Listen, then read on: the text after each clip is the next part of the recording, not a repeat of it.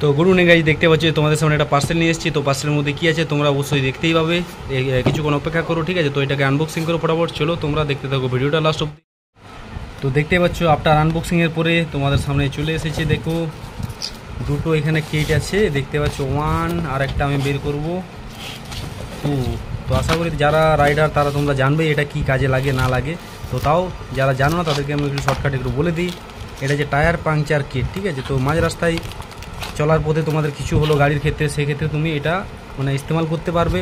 পাশাপাশি গাড়ি দোকান ফোকান যদি না থাকে সেখানে তুমি আর কিছু করতে পারবে না, যাতে তোমরা হ্যারাসমেন্ট না পড়ো, সেই জন্য এই সিস্টেমটা কোম্পানির তরফ থেকে দেওয়া হয়েছে। তো ঠিক আছে, তো এটা আমি অনলাইন থেকে কিনেছি যদিও, তো এটা সিঙ্গেল পিস দিচ্ছে না, ডুয়েল পিস নিলাম, তো দুটোই কাজে লাগবে আমার, অসুবিধা নেই।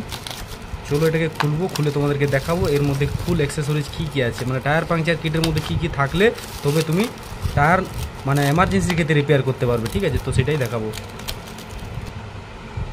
তো এই দেখতে পাচ্ছ পাংচার টুল কিটের মধ্যে যেগুলো ছিল প্যাকেটের মধ্যে, তো তোমাদেরকে খুলে দেখিয়ে দিলাম, পুরো ওপেন বক্স ডেলিভারি একদম, ঠিক আছে।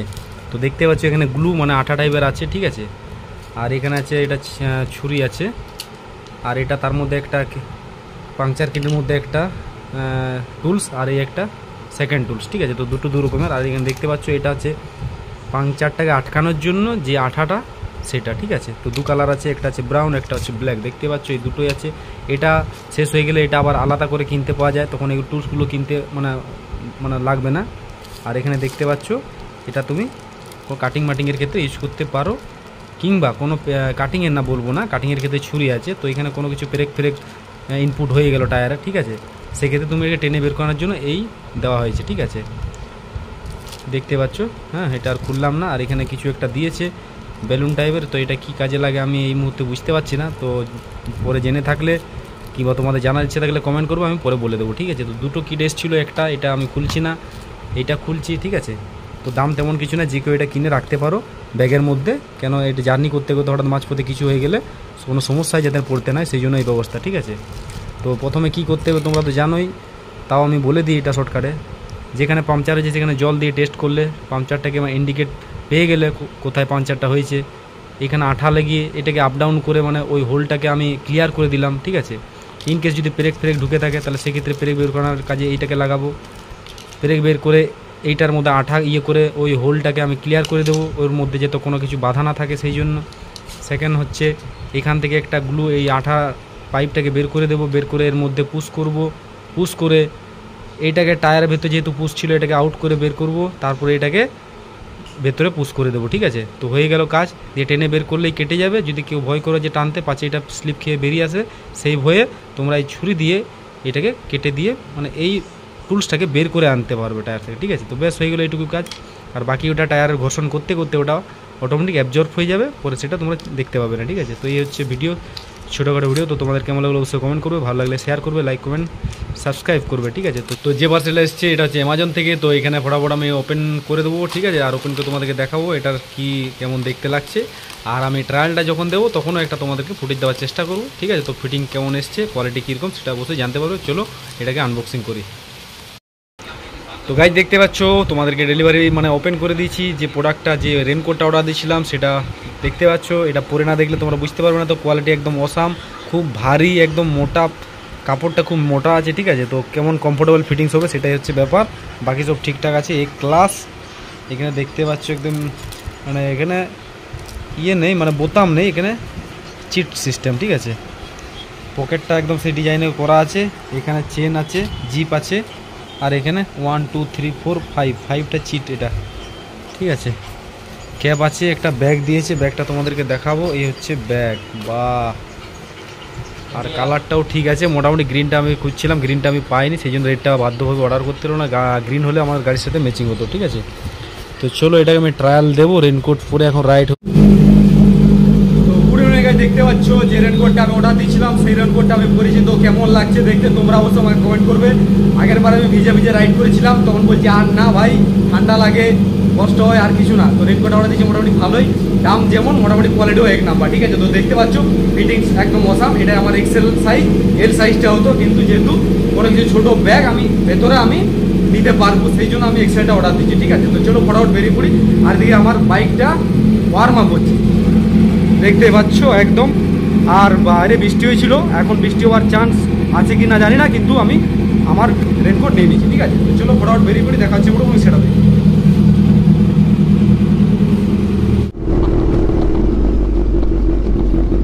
গাড়িটাকে যেমন পলিশ করেছিলাম একদম কিচড় হয়ে 12টা বেজে যাবে, ঠিক আছে।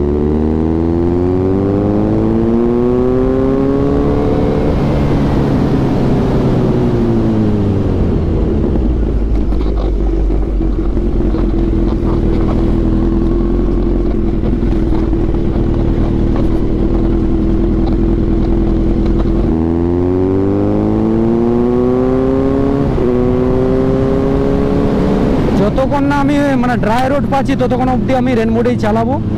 হ্যাঁ, আমার পাওয়ার কম থাকুক, ঠিক আছে, কেন সেফ অ্যান্ড সিকিউর হবেই নিজেকে যেতে হবে, ঠিক আছে। আমি জানি আমার গাড়িটা আজ মানে অবস্থা শেষ হয়ে যাবে, তা সত্ত্বেও আমি আজ বের করেছি তোমাদেরকে শুধু সেই ব্লগটা দেওয়ার জন্য। আর এই গাড়ির পেছনে একদমই যাব না, কেন একদম হালকা হালকা করে এমনভাবে মানে কাদা মাটিটা উঠছে, মানে বোঝা যাচ্ছে না ভাই, চিকচিক করে মুখে ফুকে লেগে যাচ্ছে।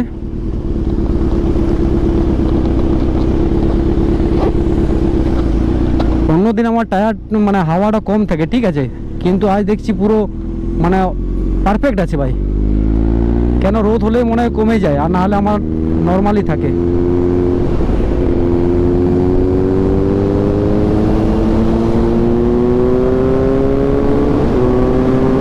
ও জঙ্গলের মধ্যে স্পিডে, क्या बात है।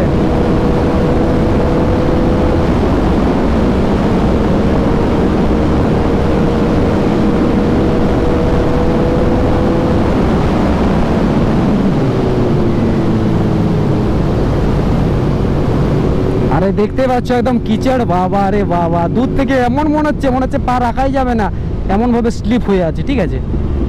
তো বাইকটা যত মানে আসতেই আনি না কেন, এই জায়গাগুলো ভয়ই লাগে, দূর থেকে এমন ভাবে লাগছে, প্রচুর স্লিপারই লাগছে। কেয়ারফুলি ভাই, আগে পিছনে ব্যাগ আছে, তাও আমি সিটিং পোস্টারটা মানে মানিয়ে নিয়েছি পারফেক্ট ভাবে। এই সাইড দে 17.2।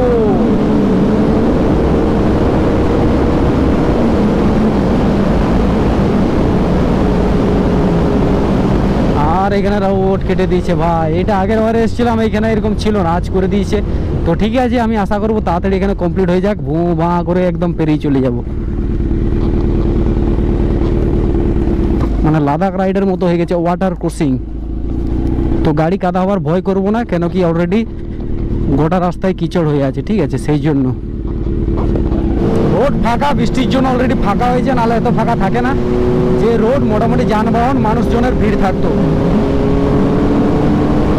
যাই হোক, সেই ফাঁকা রোডটাই আজ মজা নেব, সেই সুযোগটাই আজকে আমরা উপভোগ করব।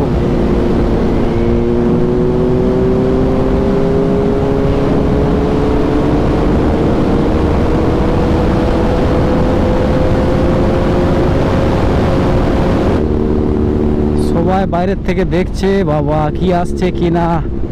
নতুন নতুন জায়গাতে তো গেলে তো হবেই, কিন্তু তাছাড়াও ডেলি যে রোডে যাতায়াত করব সেই রোডেও সেম একই রিয়াকশন ডেলি। গাড়ি তো ভালোই কিচড় হয়েছে পিছন দিকে, আমি ক্যামেরাতে আমার গাড়িটা ঠিকই দেখতে পাবো। ব্যাক সাইড ফ্রন্ট সাইডে একটু বেশি হয়েছে, তুলনামূলক ব্যাক সাইডে বেশি হয়েছে। তো যাই হোক, এটাকে মানিয়ে নিতে হবে। যদি আমি এই কাদাতে আমি এগুলো মানে বের করতে চাই না, মানে চিকাচাক মাখনের মতো করেছিলাম গাড়িটাকে, সেই জন্য।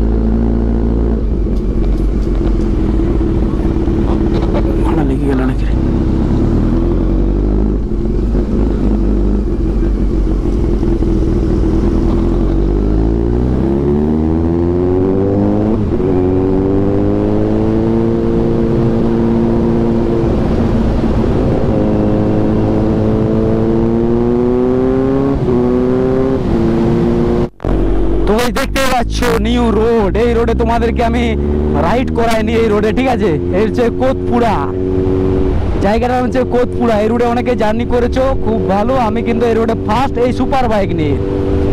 আর আমি ভাইজোরটা খুলে রেখেছি, কেন কি একটু মুখে হাওয়া লাগছে ভাই, ঠিক আছে, হাওয়ার দরকার হচ্ছে।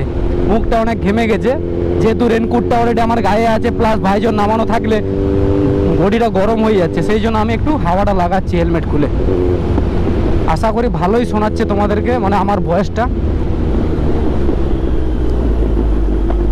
যদিও এটা রোডটা খুবই খারাপ, তা সত্ত্বেও আমি এই রোডে আমি আসছি, যেহেতু এই রোডে প্রথমবার আমি, ঠিক আছে। ওরে ভাই টার্নিং দেখো, টার্নিং দেখো, क्या बात है।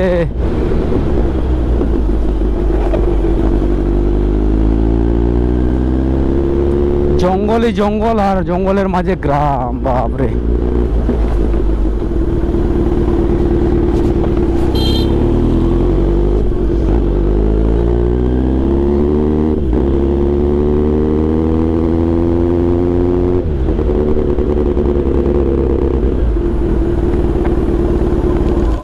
কাকা এই রোডটা কোথায় গেছে?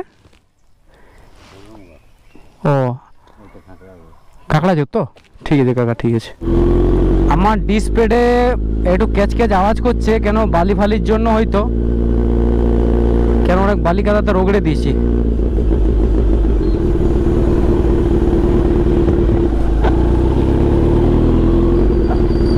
রিয়ার ব্রেকটা কিছু একটা হচ্ছে।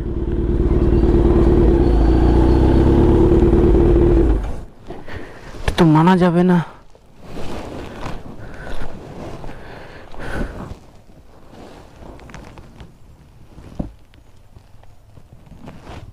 ডিসপ্লেটা মনে হয় আর টিকবে না এরকম ওয়েদারে চালালে, খের খের করে আওয়াজ করে।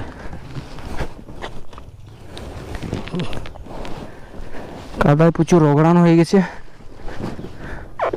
গাড়িটার কোনো একটা সমস্যা দেখা দিয়েছে, আমি বুঝতে পারছি। ডিসপ্লেতে কিছু এটা ঘষা খাচ্ছে, ঠিক আছে। কেন কি আমি মাটি বালি এগুলো মানে ওর মধ্য দিয়ে চালিয়ে নিয়ে আসলাম, আমার মনে হচ্ছে ওটার জন্য ঘষা গিয়ে কিছু একটা হচ্ছে, ঠিক আছে। মানে আমার রিয়ার ব্রেকটা মারাই চলবে না, কারণ মারলে একটু বেশি আওয়াজ হচ্ছে। আমি সেই জন্য আমি ফ্রন্ট ছাড়া আর কিছু এখন অ্যাপ্লাই করছি না। আর দেখতে পাচ্ছ বাঁ দিকে জঙ্গল, বাবা রে কি পাহাড়।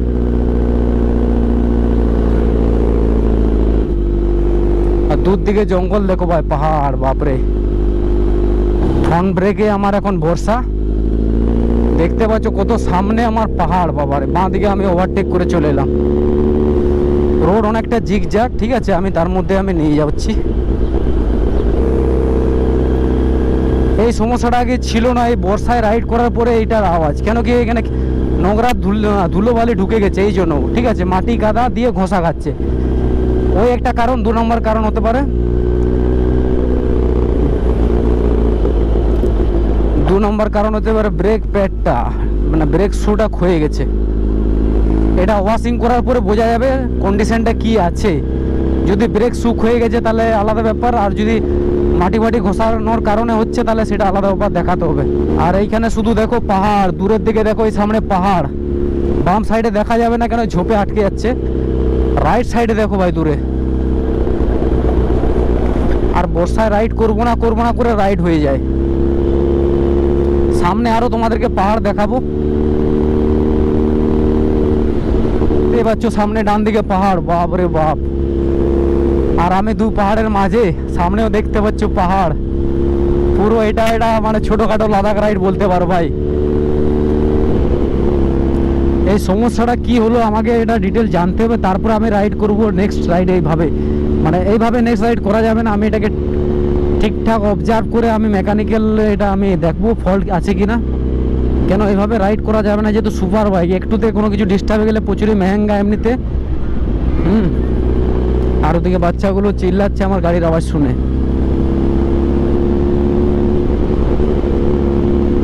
আর এখানে পুলিশ ফাঁড়ি দেখতে পাচ্ছ লেফট সাইডে। কোনো কিছু সিআরপিএফ কোনো কিছু ক্যাম্প আছে এখানে। নাটাচুয়া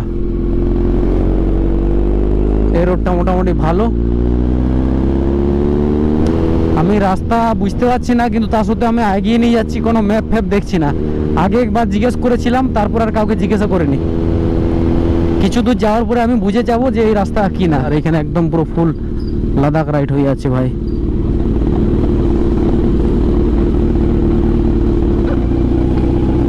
গাড়িটা ধুতে আমার 12টা বেজে যাবে। গেছে যেহেতু রেনকোট পরা আছে, আমার কিছু হয়নি, জাস্ট ব্যাগে আর রেনকোটে লেগেছে, ওটাকে ওয়াশিং করতে হবে।